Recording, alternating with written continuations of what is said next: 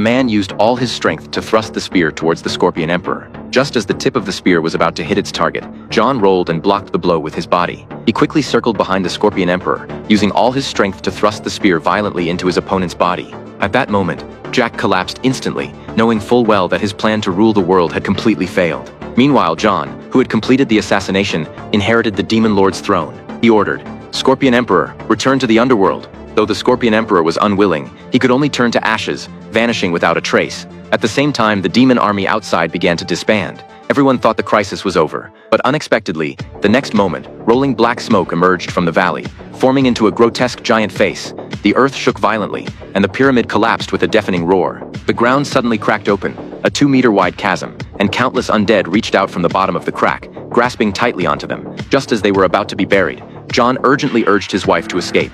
In a moment of life and death, his wife, disregarding the danger, dodged the falling boulders and desperately grabbed John's hand, pulling him up. Jack also shouted to his wife, but the woman hesitated, fearing she would be dragged down, and turned to escape alone. Jack looked at his heartless wife in despair, completely giving up on struggling, letting go of his hands, falling into the chasm, and was instantly devoured by countless evil spirits. However, that wife who abandoned her husband slipped in panic from the narrow bridge and was consumed by a swarm of scorpions. In the end, John and his wife climbed out of the pyramid with all their strength, but by then the pyramid had already started to wildly devour everything around it. In a critical moment, their companions arrived in hot air balloons to rescue them.